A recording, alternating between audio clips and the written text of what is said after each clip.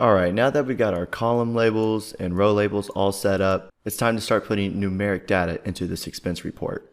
So the first cell that we're going to be putting a numeric value in is the cost of goods sold for January, which is cell B4. So go ahead and click inside that cell. And let's just say that cost of goods sold was $1,000 for January. Now before I click enter, see if you catch the difference between entering a numeric value versus a text value like we did for the column labels and row labels. So if I click enter, you can see that the number is right aligned. What this means is that Excel automatically knows that we entered a numeric value. And the reason why Excel right aligns numeric values is because it helps with decimal places. So for example, if I change this to $1,000.58 and right below that for wages I put 527 cents, you could tell that the decimals line up and it's a nice clean look. Now if I select these cells by just clicking and then dragging over the cells to select them and change them to left align, you could tell that I'm getting like a little snake figure action where it's kind of hard to read the numbers because the decimals don't line up. So to undo that, I'm just going to click the undo button, which is also Control Z if you're on Windows or Command Z if you're on Mac. So Control Z. Now we're back to a nice cleaner look.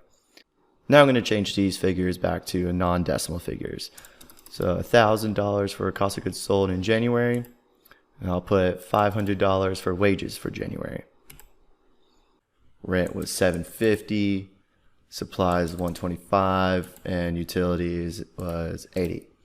Okay, and I'm going to click Tab to go over to the cell to the right, and I'm just going to click on the up arrow key to go back up to February.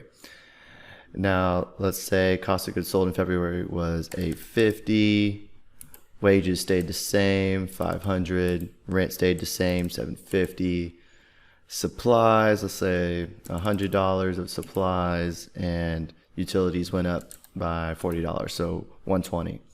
So I'm going to click the enter key, and that just brought me down a cell. So I'm going to click the right arrow and go back up using the up arrow to March, and cost of goods sold, say $900, wages once again the same, rent the same, supplies went up even more, and utilities went down a little bit, so $95.